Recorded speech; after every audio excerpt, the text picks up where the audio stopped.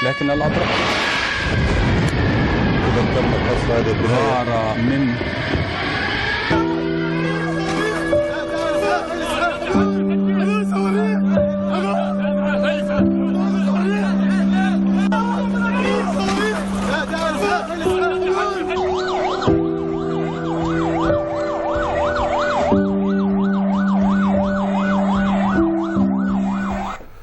Assalamualaikum, dan kita bersama lagi dalam Ruang Bicara yang kami bawakan kepada anda tentunya di Bernama TV, dan sudah pastilah anda juga dapat meneka apakah isu yang akan kita angkat hari ini dalam Ruang Bicara.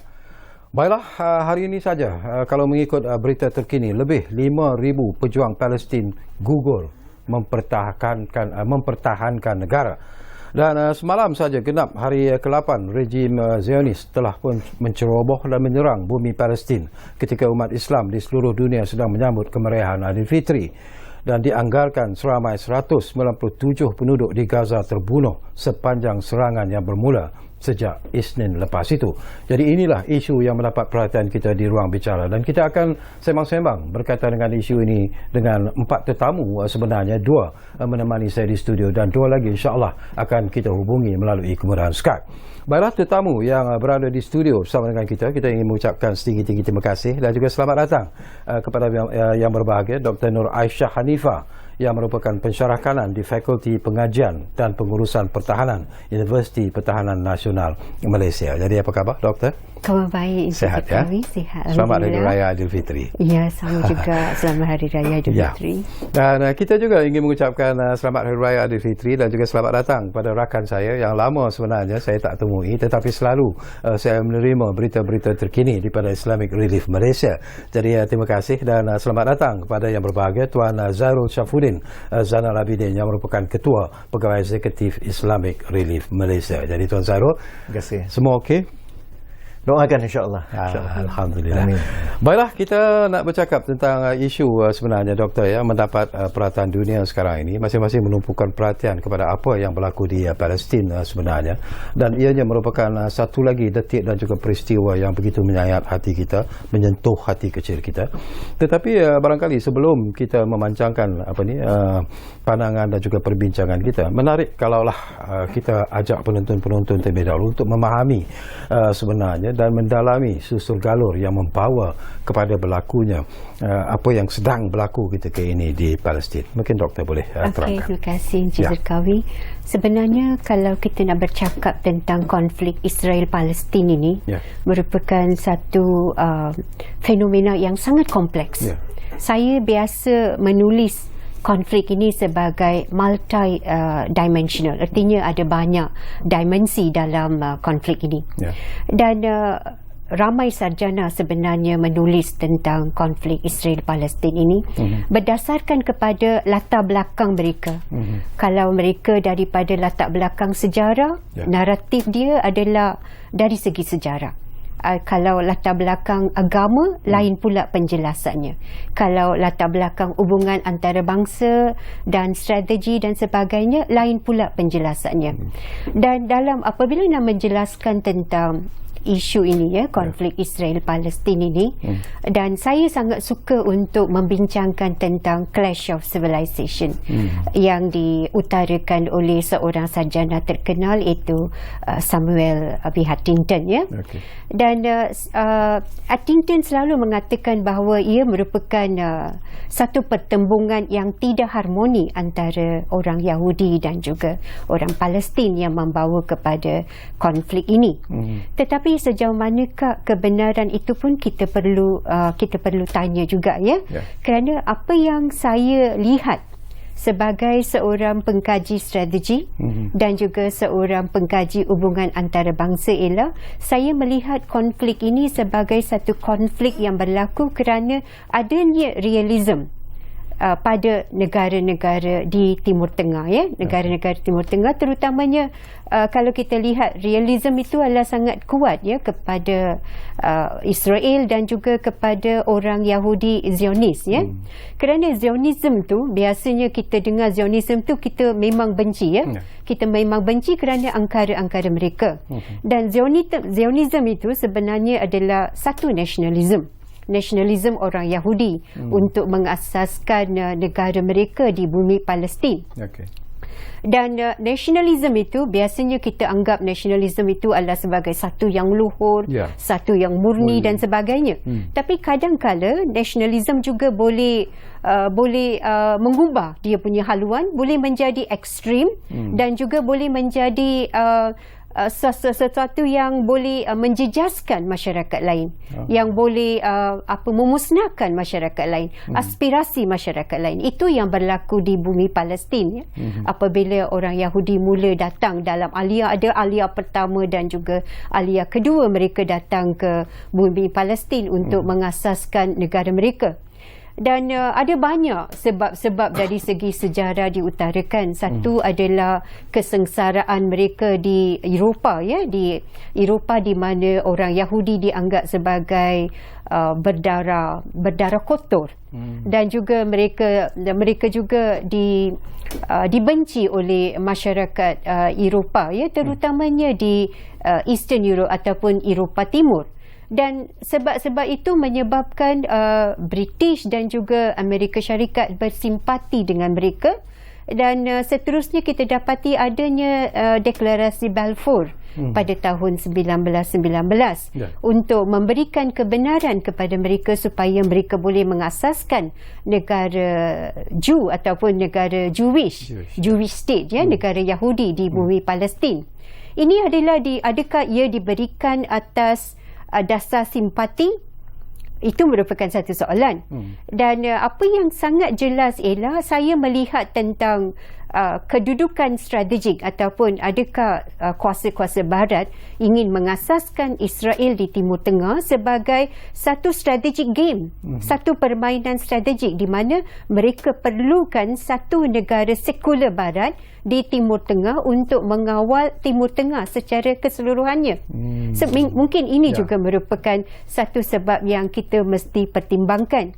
Dan selepas tu kita melihat Perang Dunia Kedua meletus dan Hitler melalui Nazism telah pun melakukan angkara kepada orang Yahudi di mana orang Yahudi dikatakan dibunuh dalam Holocaust, ya, secara besar-besaran. Dan pada masa itu juga simpati itu lahir daripada negara-negara Barat. Ini berdasarkan kepada kepercayaan kepada holy books ataupun buku teks agama, ya, seperti kepada Torah dan juga kepada Bible. Dan apabila kita melihat ada persamaan kerana 5 buku yang terdapat dalam Torah itu merupakan buku-buku dalam Old Testament, di mana ada persamaan, di mana ada simpati daripada orang Kristian kepada orang Yahudi berdasarkan kepada kepercayaan kepada Bible. Dan kerana adanya kepercayaan ini, mereka rasa bahawa orang Yahudi ini perlu dibantu. Perlu dibantu dan perlu diselamatkan daripada Nazism yang berlaku di Jerman. So ini merupakan satu lagi sebab mengapa kuasa-kuasa Barat yang percaya kepada Bible dan percaya kepada agama Kristian, mereka membantu. So itu merupakan simpati yang lahir juga berdasarkan daripada fahaman agama dan juga falsafah kehidupan sebagai seorang Kristian. So ini kita sebagai orang Islam, kita tak salahkan. Simpati itu memang kita pun bersimpati kepada orang lain. Tetapi apa yang dibuat oleh orang Yahudi apabila mereka dibenarkan untuk memasuki bumi Palestin, mereka cuba mengambil tanah Palestin daripada orang Palestin, itu merupakan satu yang perlu dicemooh, perlu dikritik, kerana ini bukan merupakan satu ajaran agama, bukan diajar oleh Torah, bukan diajar oleh Bible ataupun bukan diajar oleh Quran. Ya, kerana ini merupakan satu yang menentang hak asasi manusia dan juga menentang undang-undang antarabangsa yang perlu dikutuk oleh semua komuniti antarabangsa. Ya, okey, kita akan sambung lagi nanti, Doktor. Saya juga nak dapat pandangan daripada Tuan Zairul Syafur. Saya panggil Tuan Zairul lah, rekan-rekan yang senang sebut. Okey, Tuan Zairul, kalau kita dengar dan saya baca tadi bahawa setakat ini lebih 5,000 pejuang Palestin telah pun gugur mempertahankan negara mereka, dan itu tidak termasuk kemusnahan yang diakibatkan daripada perbuatan Zionis ini. Tetapi setakat ini laporan terkini yang mungkin Tuan Zairul terima sendiri dari Palestin daripada Gaza sendiri, bagaimana kedudukan di sana ketika ini sebenarnya, Tuan Zairul, daripada apa yang Tuan terima daripada rakan-rakan di Gaza dan juga di Palestin itu sendiri? Ya. Terima kasih banyak di atas soalan yang diberikan. Maklumat yang kami dapat satunya ialah daripada Kementerian Kesihatan dan juga daripada Kementerian Penerangan sendiri. Dan yang pentingnya semua ini adalah rakan kepada ataupun kita menjadi Islamic Relief Palestine yang sudah pun menjalankan kerja bantuan di Gaza sejak 1997, merupakan sebenarnya rakan rapat kepada untuk membantu pihak berkuasa di sana. Kalau dalam bahasa yang mudahnya, dia seperti kiamat kecil. Saya nak ulang. Dalam banyak sesi saya kata, kalau kita boleh bayangkan kiamat tu macam mana, kiamat yang kecil. Dalam keadaan kita mengatakan sebuah penjara terbuka yang terbesar di dunia, the biggest open air prison in the world, dengan izin 365 square kilometers. Kebesarannya separuh daripada negeri Perlis, tetapi dari segi penduduk sekarang ini mencecah sehingga 2 juta, 8 kali ganda daripada penduduk negeri Perlis, menunjukkan kepadatan penduduk. Ya. Kemudian saya suka apa yang doktor sebut tadi, mereka dinyahkan daripada the basic right, tidak boleh keluar, dikepung melalui laut, darat dan juga udara sejak 2006. Remember, pada tahun 2006 ataupun 2007, betulkan saya kalau macam silap, apa yang berlaku ialah pilihan raya demokrasi yang dipantau sendiri oleh pihak barat, dan rakyat Gaza memilih siapa yang mereka nak untuk mewakili mereka. Ya, dan oleh sebab itulah agaknya akhirnya mereka dihukum, dan sekarang ni mereka nak keluar ke mana pun tidak dibenarkan. Dan dalam keadaan sebegitu, you see that kebanyakan daripada mereka di situ adalah mereka rakyat biasa yang tidak berdosa, yang sebenarnya hanya ingin meneruskan kehidupan mereka, dan itulah yang dibedil. Dan yang terkini daripada maklumat yang saya dapat, okey, betul tadi tu hampir 200 orang yang terkorban setakat maklumat yang saya ada pada 17 hari bulan. Kita menceritakan lebih daripada 1,300 injuries, tetapi yang lebih mencabar lagi dalam keadaan sekarang ni, you're talking about 1,450 airstrikes. 1450 airstrikes. Ini bukannya bagi kami dan dunia kemanusiaan, ini bukannya satu konflik. Sebab kalau konflik itu, dia mesti ada dari segi kuasa dua-dua belah tu, dia ami dengan ami. Mungkin. Tapi ini adalah mereka yang sudah pun terkepung dalam negara sendiri, being deprived of semua hak mereka, sama ada untuk nak buat jalan raya pun susah, nak dapat bekalan pun susah. Bukannya kerana mereka malas, tetapi sehingga ke hari ini 80% daripada 2 juta orang itu terpaksa mendapatkan bantuan daripada pihak Bangsa-Bangsa Bersatu dan juga daripada NGO luar. Bukannya sebab mereka malas, tapi susahnya untuk mereka keluar. Jadi apa yang merisaukan kami lagi ialah di dalam pengeboman pada kali ini, kalau sempat nanti bersama dengan rakan sejawat saya di Gaza, kalau panjang umur, kalau dia masih hidup lah. Sebab setakat ni dalam 2 kali live tu memang dengar bunyi bom, bukannya dengar bunyi hujan ke dan sebagainya. Sasaran yang kena itu adalah antaranya bank-bank komersial.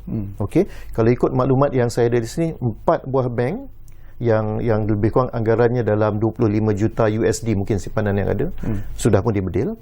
Ini belum lagi menceritakan dari segi sekolah.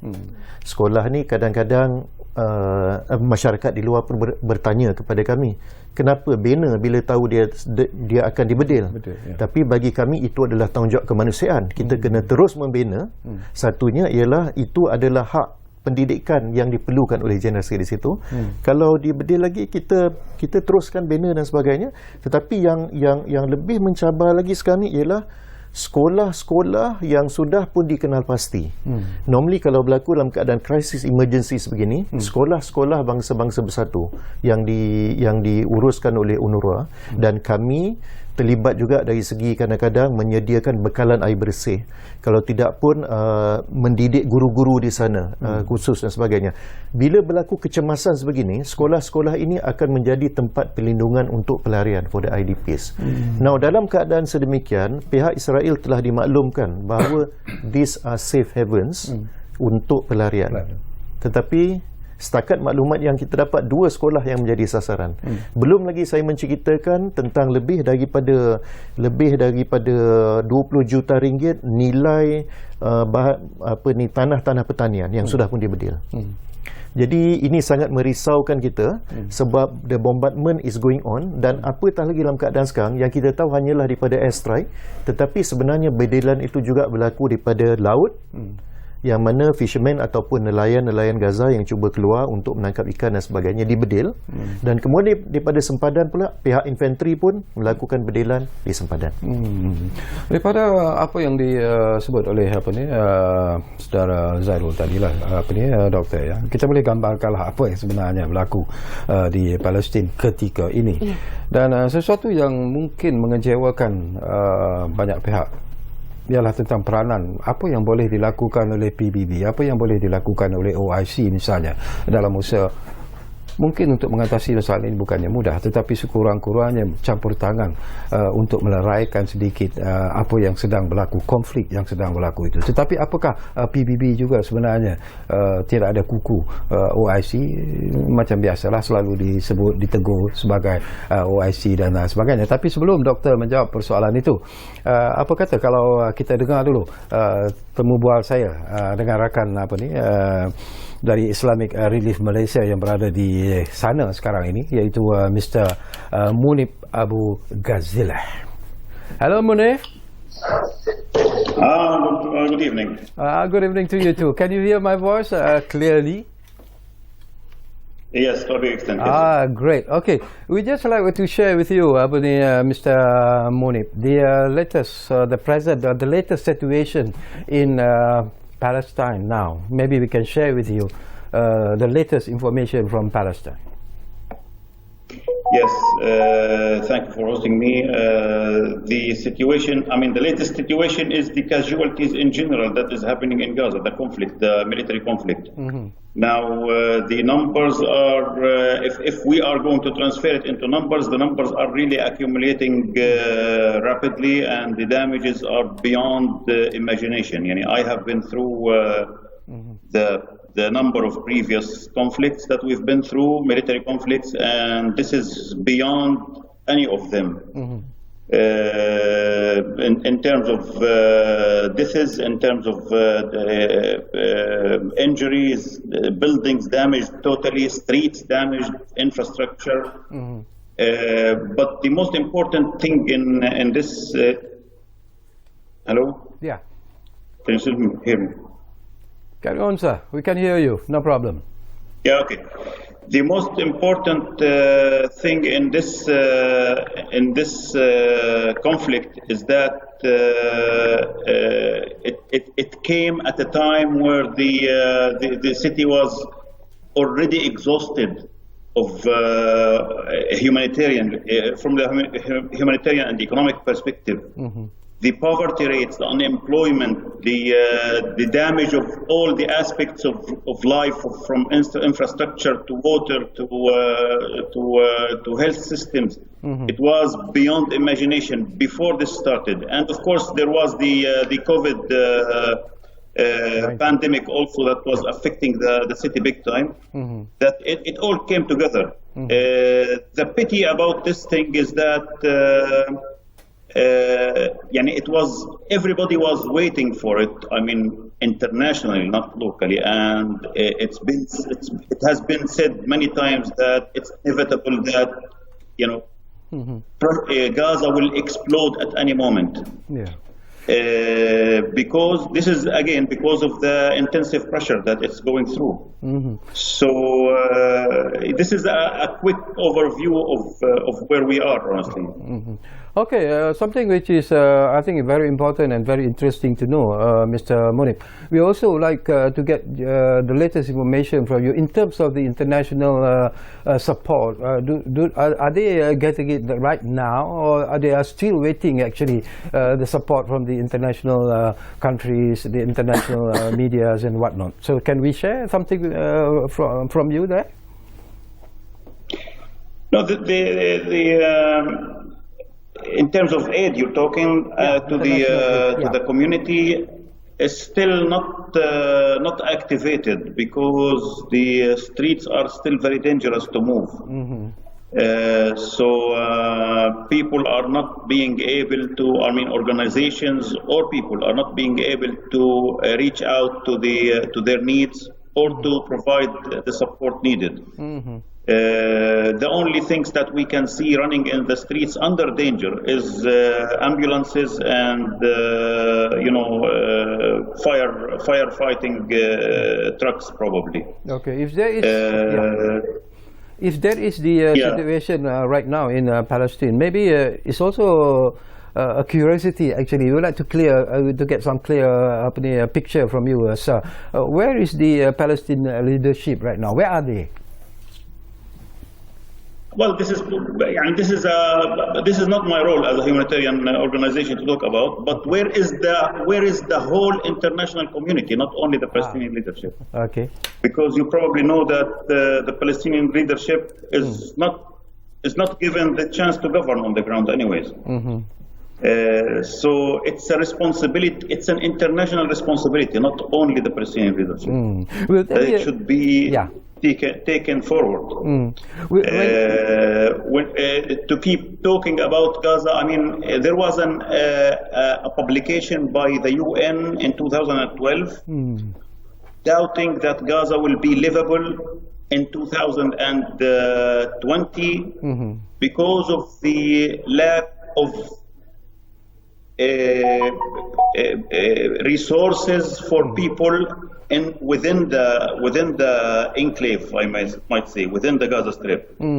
Now, imagine to top this up with another two military conflicts that have made it much worse.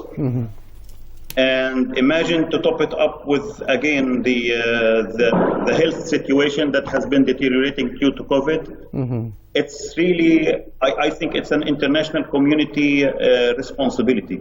Okay, last but not least, Mr. Munib, what can the Malaysian can do in order to contribute or in order to help the Palestinian right now, sir? Well, continue helping. Because Malaysia is already helping, so we have to thank you for your support.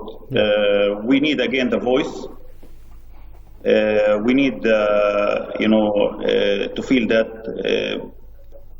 international communities really understand and admire the pressure that the Gaza Strip is going through, and work hand in hand with the rest of the international community on resolving it. At the end of the line comes humanitarian aid. Humanitarian aid is needed, but it's not it's not a resolving of the problem. Humanitarian aid is only kind of admitting that it will continue like that and will continue feeding people. Okay, thank you. People need a chance to live freely, and especially children. We have 50% of our community children. Okay, thank you very much, Mr. Munib. It's really a pleasure to be able to talk to you, and please take care when you are there. So hopefully everything will go well, and it's what we pray for actually. Okay, thank you very much, Mr. Munib. Okay, menarik daripada apa yang disebut oleh Mr. Munib tadi, Doktor. Kita berkait dengan apa yang saya tanya tadi lah. Dia memerlukan satu international intervention sebenarnya untuk menyelesaikan konflik yang sedang berlaku di Palestin. Tetapi jelas PBB dan juga OIC sendiri setakat ini belum lagi menunjukkan satu tindakan yang boleh dianggap sebagai menggembirakan bukan saja rakyat Palestin tetapi kita di Malaysia dan di seluruh dunia sebenarnya, Tuan. Yes. Biasanya masyarakat, terima kasih Encik Zarqawi, biasanya masyarakat melihat PBB sebagai satu organisasi yang ideal. Mereka rasakan bahawa PBB boleh menyelesaikan semua masalah dunia.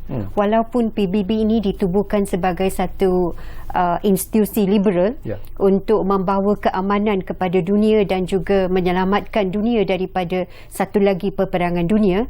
Tetapi kita mesti sedar bahawa PBB bukanlah merupakan satu supra government ataupun satu kerajaan agung yang ada dalam order antarabangsa yang boleh mengawal kelakuan negara-negara.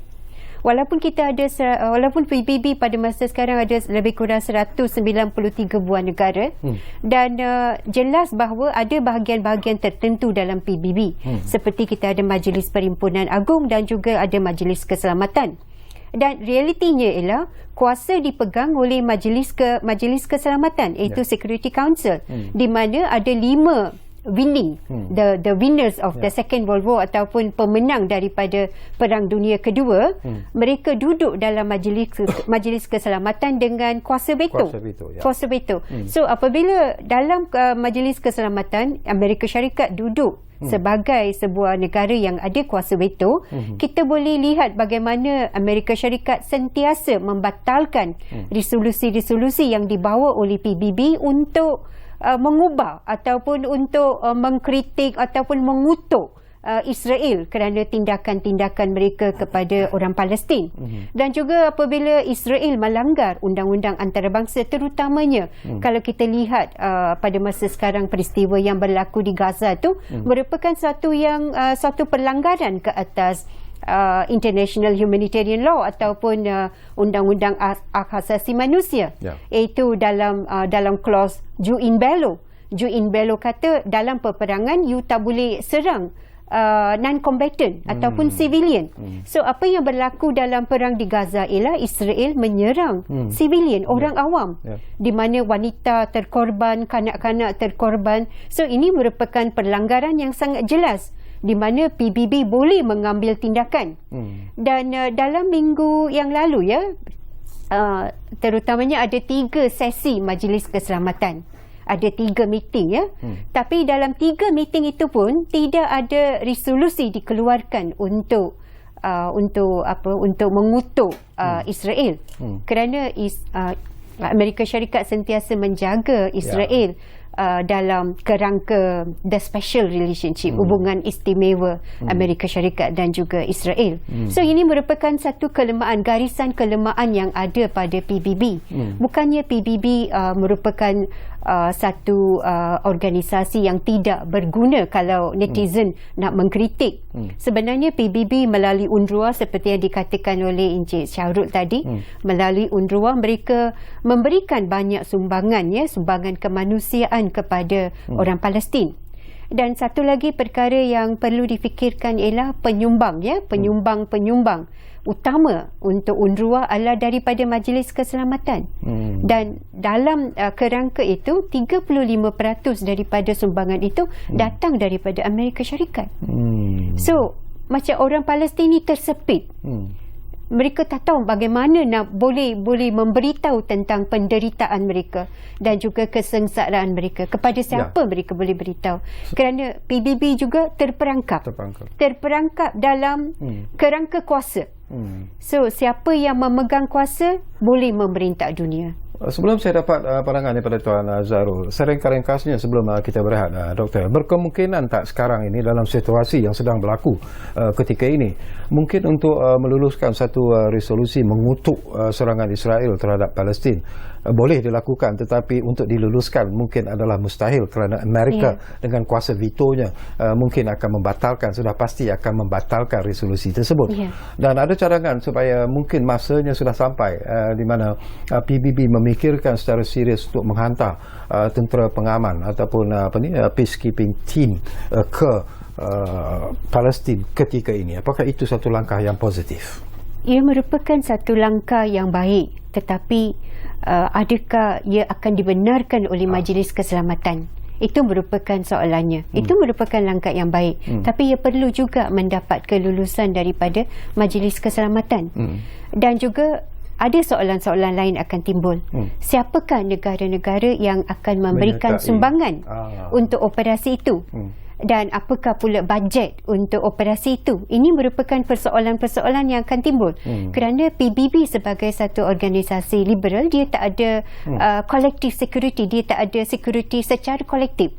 Di mana dia bergantung kepada negara-negara yang boleh memberikan sumbangan. Adakah so PBB perlu tanya, adakah Malaysia boleh memberikan sumbangan? Adakah Turki boleh berikan sumbangan? Adakah Pakistan boleh berikan sumbangan? So adakah semua negara ini bersedia untuk memberikan sumbangan? Dan walaupun mereka bersedia, adakah ia akan dibenarkan oleh Majlis Keselamatan? Ini merupakan satu lagi soalan, ya. Okey, menarik. Semakin menarik sebenarnya perbincangan ini, tapi seperti biasalah kita diarah untuk berehat dulu buat seketika, dan anda jangan ke mana-mana. Kembali semula sebentar saja lagi bersama kami, Ruang Bicara yang kami bawakan kepada anda. Mana lagi kalau bukan Bernama TV. Kita jumpa lagi.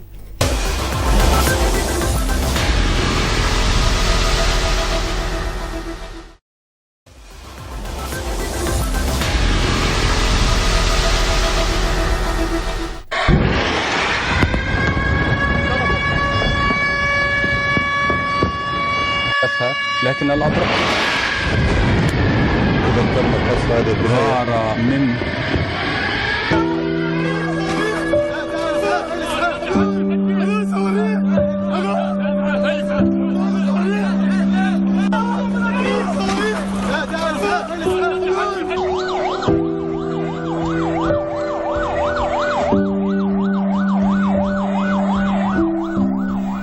Kita kembali semula ke ruang bicara ini. Masih lagi kita bercakap tentang topik solidariti untuk Palestin. Baik, saya nak dapat pandangan daripada Tuan Zairul sendirilah. Kita bercakap tentang bantuan kemanusiaan, dan kita tahu Islamic Relief Malaysia sentiasa memainkan peranan yang cukup berkesan, cukup hebat sebenarnya bila kita bercakap tentang bantuan-bantuan kemanusiaan ini. Tetapi dalam situasi yang sedang dihadapi di Palestin sekarang ini, jadi apakah jenis bantuan sebenarnya yang telah pun disalurkan oleh Islamic Relief Malaysia? Mungkin kita boleh kongsi bersama, Tuan. Ya, terima kasih. Sebagaimana yang disebut oleh saudara Munib tadi, keadaan sekarang ni sebenarnya kita tak boleh bayangkan, di luar jangkauan bayangan kita. Ya, saya sebut tadi tentang lebih daripada 1,400 berdelan daripada udara, belum lagi daripada laut, belum lagi daripada sempadan. Ke atas 2 juta orang, dan majoritinya adalah kanak-kanak, orang perempuan, dan mereka yang sebenarnya civilians, istilah non-combatant tadi. Okey.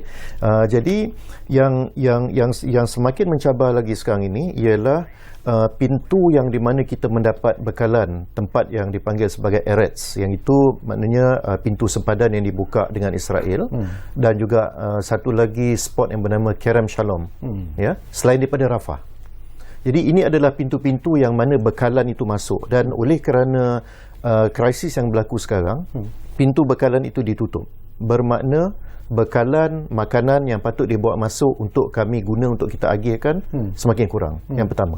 Yang keduanya ialah untuk staf kita sendiri dan sukarelawan kami di sana keluar untuk memberikan bantuan. Kita bayangkan 2 hari lepas, kalau saya tidak silap, 2 doktor pakar yang antara yang terbaik di Hospital Syifa terbunuh. Nah, pengeboman yang berlaku pula sangat targeted, sangat tersasar, dan kebanyakannya ialah di sekitar Hospital Syifa itu sendiri. Ya, termasuk jalan-jalan raya. So it's like it's like a slow killing yang berlaku, sehingga kan staf kami sendiri nak keluar pun sekarang ni sangat bahaya. Bila Mesir membuka sempadannya sehari 2 ni, saya dengar itu yang dilakukan. Apakah itu memberikan satu laluan yang mungkin sedikit selesa kepada bantuan kemanusiaan yang ingin dilakukan oleh Islamic Relief? Dia kita bayangkan macam ni, antara Rafah dengan Bet Hanun dan Bet Lahyah adalah seperti kita masuk dari Johor Bahru, mungkin kita nak ke Ipoh. Jadi yang dibuka sempadan ini daripada Johor Bahru, nak sampai ke Ipoh, nak sampai ke Seremban, nak sampai ke Kuala Lumpur, jalan-jalan itu sudah pun dibedil. Ya, dalam keadaan kita pun tidak tahu bila bedilan seterusnya yang akan. Jadi itu menjadi dilema kita. bukan sahaja di Palestin, di negara-negara di Syria, di Yemen dan di tempat-tempat yang mana kami terlibat, kebanyakan daripada staf dan sukarelawan kami ramai yang terkorban. Antaranya ialah sebagaimana yang doktor sebutkan tadi, apabila the International Code of Conduct, apabila resolusi ataupun undang-undang antarabangsa itu tidak dihormati. We are non-combatants. Kita ni bukannya tentera, kita tak ada ni, kita hanyalah civilian biasa yang berusaha untuk membantu mereka yang memerlukan. Dan what is important pada ketika ini ialah definitely ubat-ubatan, okey, dan dalam masa yang sama makanan dan juga pack kebersihan. Dalam keadaan COVID dan sebagainya, itu sangat kritikal, sangat diperlukan. Dan yang menjadi dilema bagi kita sekarang ni ialah mungkin kita boleh keluar, staf kami boleh keluar, tapi untuk sampai kepada depo ataupun warehouse kami itu adalah satu perkara yang di luar jangkauan kami. Sama ada jalan tu okey ataupun tidak, sama ada dalam perjalanan tu akan dibedil lagi ataupun tidak. Yang itu tidak apa, sebab pernah ditanya tentang satu soalan, bagaimana ya kalau berlaku berdelan seterusnya, staf kaki tangan Islamic Relief Palestine ni akan ni ke? Saya kata berdelan yang akan turun itu, mata peluru ataupun berdelan itu tidak mengenali sesiapa. Mana semuanya akan terkesan. Jadi itu adalah dilema kita. Tapi kalau seboleh-bolehnya bantuan yang kita nak berikan ialah definitely makanan, minuman, dan hygiene kit dan juga ubat-ubatan. Okey, itu cabaran yang dihadapi oleh mereka yang dalam usaha untuk membantu rakyat Palestin melalui bantuan kemanusiaan. Tetapi para wartawan yang bertugas juga sebenarnya mempunyai cabaran yang cukup hebat, dan kita nak berkongsi pengalaman ini bersama dengan seorang wartawan yang pernah sebenarnya terlibat dalam liputan dalam situasi seperti ini. Jadi kita ada di Skype sekarang ini yang berbahagia Tuan Syed Azwan Syed Ali, iaitu wartawan dan juga aktivis kemanusiaan. Assalamualaikum Tuan Syed. Waalaikumsalam, Cik Syahawi. Ya, okey Tuan Syed, kita bercakap tentang konflik Palestin, dan kita telah pun berkongsi banyak pandangan dan juga pendapat. Tetapi barangkali ramai juga tidak mengetahui bahawa sebenarnya satu cabaran yang cukup hebat juga sebenarnya perlu dihadapi oleh orang-orang media, para wartawan yang bertugas di kawasan-kawasan konflik seperti apa yang berlaku di Palestin ketika ini. Mungkin kita boleh kongsi pengalaman Tuan Syed serengka-ringkasnya, Tuan. Okey, cara mudahnya kalau wartawan untuk bila berlaku konflik, ada dua laluan untuk kita. Pertama, sama ada kita dalam konteks pengalaman saya pernah dihantar oleh syarikat saya dulu, iaitu Berita Harian, untuk pergi buat liputan sendiri. Itu yang pertama. Yang kedua adalah selalunya kita mungkin juga embedded bersama dengan misi-misi kemanusiaan yang dianjurkan oleh mana-mana badan, termasuk NGO. Dan dalam konteks dua perkara ni, kalau dalam konteks kita tengok bukan hanya di Palestin tapi di tempat-tempat lain, termasuk di perang di Iraq dulu, bila kita pergi buat liputan, sama ada dia nature dia pergi sendiri, misi kerajaan atau misi ni, kita selalunya berada menempatkan diri, base kita di satu kawasan, satu tempat yang selamat. Most of the time kita selalu duduk di bangunan-bangunan yang selalunya diduduki oleh rakan-rakan media antarabangsa yang lain, dan juga badan-badan antarabangsa seperti UN. Ada beberapa sebab kenapa begitu dia berlaku. Pertama adalah daripada sudut keselamatan, security, dan yang kedua, yang benda paling penting sekarang bila berlaku di medan konflik adalah persoalan mengenai komunikasi. Komunikasi itu yang paling penting untuk kita menghantar berita dan seterusnya. Berbeza dengan saya rasa bagi mereka yang bekerja sebagai petugas kemanusiaan, mereka tidak semestinya berada begitu. Mereka selalunya natijah utama adalah untuk menyampaikan bantuan. Setakat ni lebih kurang begitulah pengalaman saya yang sebelum ni. Dalam konteks di Palestin, di Gaza, pada kali terakhir saya masuk ada 2014, 7 misi sebelum ni, dan pada 2014 saya masih ingat lagi bagaimana di sebuah hotel tu, yang mana wartawan dan juga agensi antarabangsa duduk. Saya tak sebut nama hotel tu. Hotel tu telah digazetkan sebagai tempat media antarabangsa, badan antarabangsa berada kat situ, dan pihak rejim tahu kawasan itu dan mereka tidak akan berdil. Tetapi apa yang berlaku dalam konteks yang terkini pada 15 hari bulan itu, 15 hari bulan lalu, apabila menara Jala yang menempatkan Al Jazeera dan juga AP itu dibedil dan dibom, ianya adalah sesuatu yang amat mengecewakan, dan sebenarnya sesuatu yang kalau kami sebagai wakil media yang terlibat dalam isu ini tidak terkejut dengan perkara itu. Tapi itulah apa yang dilakukan oleh rejim yang seolah-olah mengatasi undang-undang dunia. Setakat dulu. Dalam isu ini, Tuan Said, kita tahu bahawa apa yang dilakukan oleh Israel itu adalah sesuatu yang mungkin dijangkakan ataupun dirancangkan. Apakah kerana mereka takut bahawa laporan berita-berita sahih yang datang daripada Palestin itu mungkin akan dapat dikeluarkan ataupun dihebahkan di negara-negara lain, dan itu yang mungkin memberikan mereka tamparan ataupun kebimbangan yang menakutkan mereka sendiri sebenarnya? Apa yang Tuan Syakawi cakap tu benar. Sarjana Inggeris mengatakan the first casualty of war is truth. Perkara pertama yang menjadi mangsa dalam peperangan adalah kebenaran. Dan kalau nak diulas insiden yang berlaku pada 15 Mei lalu, memang itu yang cuba dilakukan mereka. Tapi untuk makluman penonton dekat luar sana, rejim sebelum mereka mengebom atau membedil sesuatu bangunan atau kawasan, mereka akan memaklumkan tempat tu dulu akan dibedil atau dibom. Dalam konteks Menara Jala yang menempatkan agensi antarabangsa tu, mereka memberi masa yang agak singkat, yang mana rakan-rakan sekalian kami di media antarabangsa tidak sempat untuk membawa keluar apa yang sepatutnya daripada bangunan itu.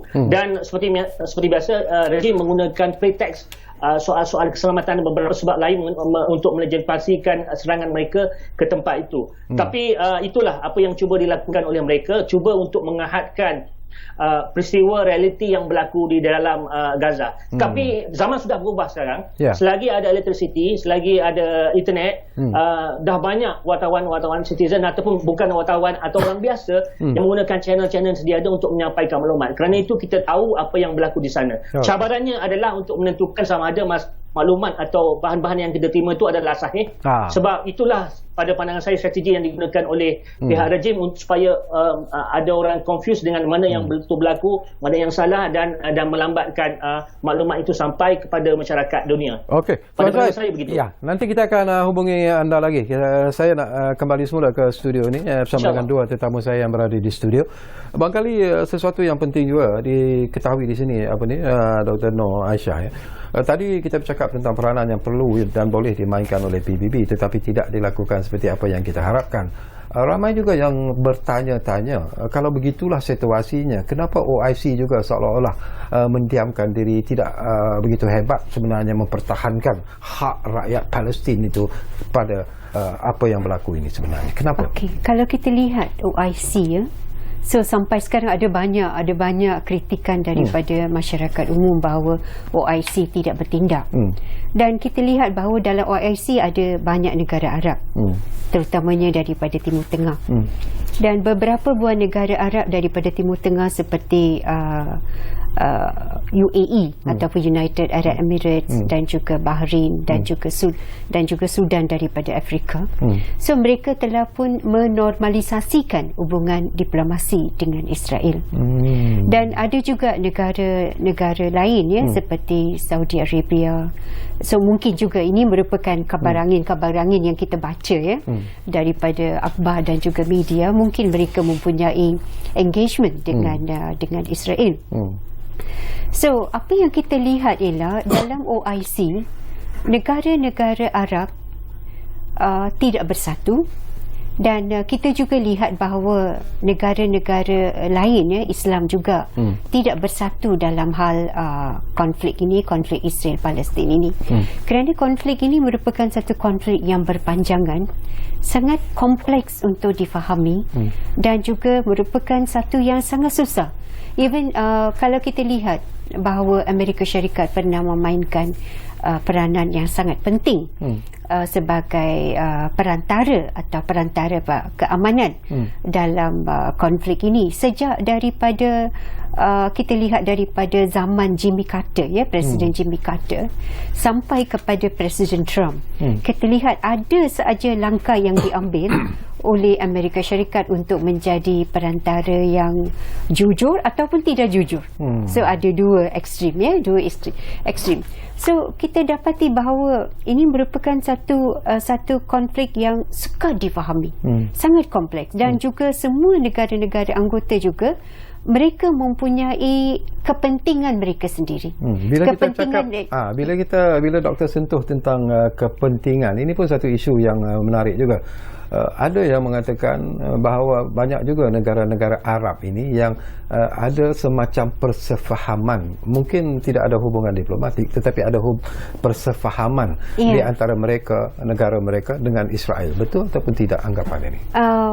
Anggapan ini adalah satu yang telah pun dibuktikannya dengan normalisasi hubungan yang berlaku tu pada tahun yang lalu.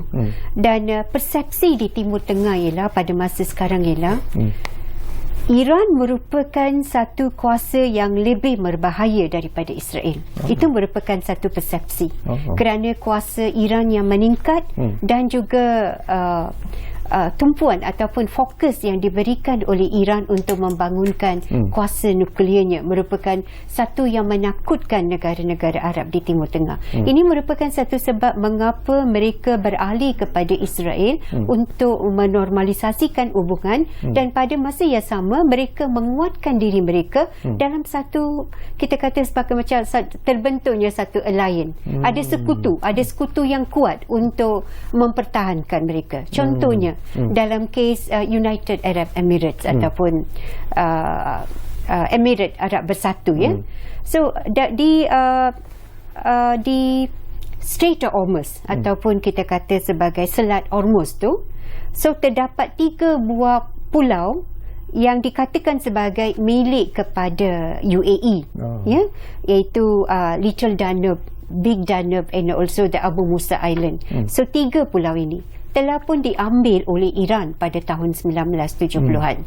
So sejak daripada itu UAE merasakan adanya dilema security. Ini merupakan suatu yang unik kepada Timur Tengah. Dalam perkataan sarjana Joseph Esnay, Timur Tengah merupakan satu boiling pot, satu periuk yang sentiasa bergelagak, kerana tak pernah aman. Dan di sana apa yang kita nampak ialah realism adalah sangat kuat, dilema security adalah sangat besar, dan setiap negara wujud dalam ketakutan dan mereka rasakan ada ancaman dan mereka perlu menjaga kepentingan diri mereka. Ada kepentingan nasional dan juga keselamatan nasional yang perlu dijaga. Dan dalam kebanyakan dasar luar mereka, biasanya mereka berikan prioriti kepada keselamatan nasional dan juga kepentingan nasional mereka.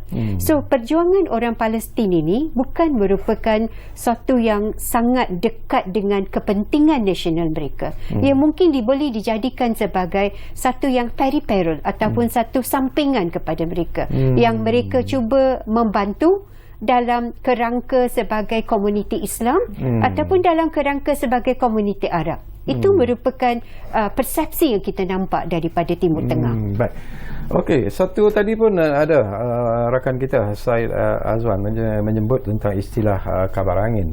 Itu yang ditakuti oleh Israel sebenarnya, kabar-kabar yang dimainkan oleh media dan sebagainya. Tetapi bila kita sebut tentang istilah kabar angin, ini pun satu lagi kabar angin yang bermain dengan begitu kencang sekali, mengatakan bahawa bantuan-bantuan kemanusiaan yang disampaikan kepada rakyat Palestin tidak sampai kepada mereka yang sepatutnya menerima bantuan itu. Sejauh mana betul ataupun tidaknya persepsi dan juga andaian seperti ini, Tuan? Ya, ini adalah satu, kalau saya hanya boleh bercakap atas kapasiti pengalaman Islamic Relief. Ya. Okey. Pentingnya kita ada pejabat-pejabat lapangan kita ataupun field office yang mewakili visi kita, SOP kita, cara kita menguruskan keuangan dan sebagainya.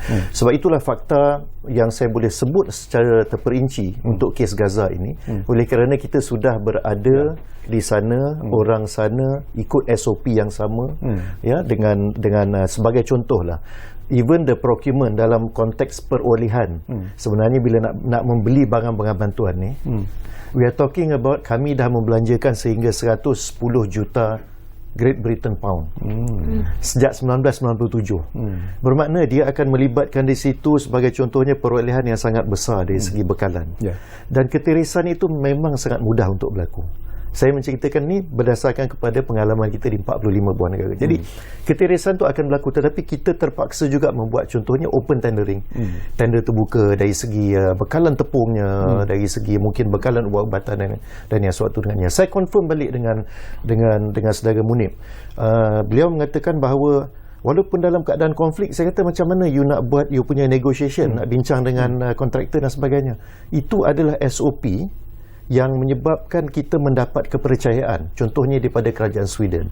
Saya nak beritahu di sini, kabar angin tu mungkin ada, tetapi sekali lagi saya tidak ada hak dan tak ada authority untuk bercakap bagi pihak yang lain. Tapi dalam konteks Islamic Relief, bagaimana kerajaan Sweden sendiri, bagaimana kerajaan Canada sendiri, bagaimana beberapa kerajaan daripada United Kingdom dan juga kerajaan yang bukan Islam, tetapi memberikan mandat kepada Islamic Relief untuk membantu UNRWA ataupun melaksanakan projek bagi pihak mereka. That is because of satu prosedur ataupun tata cara, tata laku yang sangat ketat yang kami kena jagalah. Jadi nak ataupun tak nak, akhirnya kabar angin tu berlaku ataupun tidak, kita terpaksa membuat pilihan untuk kita menyampaikan laporan itu. Kita sendiri yang menyampaikan laporan itu kepada penderma kita. Okey, sebelum kita sambung, mungkin di penghujung ini saya juga nak dapat pandangan Tuan Syed Azwan yang masih lagi saya harap.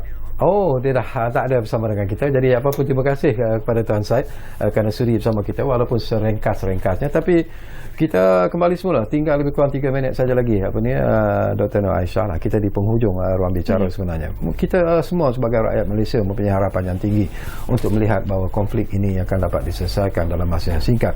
Tetapi pada jangkaan doktor sendiri, apakah konflik ini mungkin kali ini akan berlarutan agak panjang, dan mungkin juga jalan penyelesaian ke arah konflik ini juga mungkin sedikit sukar daripada apa yang kita jangkakan? Saya rasa Encik Zarqawi dan juga penonton-penonton semua, saya rasa konflik ini akan berakhir. Akan berakhir dengan mungkin secara perlahan, tetapi ia akan berakhir untuk sementara waktu. Kerana apa yang dijangkakan oleh kuasa-kuasa barat, terutamanya Amerika Syarikat, ialah mereka inginkan keamanan di Timur Tengah. Bukan saja Amerika Syarikat, juga semua negara-negara dunia yang bergantung kepada minyak dan juga petroleum dan juga tenaga tenaga yang mereka dapat daripada Timur Tengah. So kestabilan dan juga keamanan Timur Tengah ini adalah penting untuk kesejahteraan dan juga kemakmuran ekonomi dunia.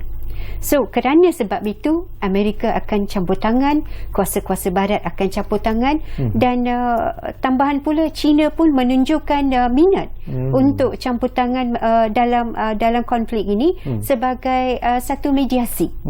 Yang mereka juga menunjukkan minat, dan Jepun juga akan campur tangan kerana semua negara-negara ini hampir keseluruhan dunia bergantung kepada Timur Tengah kerana petroleum dan juga kuasa tenaga yang kita dapat daripada rantau tersebut. So saya rasa untuk tujuan itu konflik ini akan diselesaikan buat sementara waktu dengan campur tangan kuasa-kuasa barat. Dan ini juga selari dan selaras dengan apa yang diharapkan oleh Yang Berhormat Perdana Menteri. Ya, betul. Beliau juga menyatakan satu kenyataan yang cukup keras dan cukup serius, mahu supaya konflik ini dapat diselesaikan, tak kiralah oleh mana-mana pihak, termasuklah PBB dan juga OIC.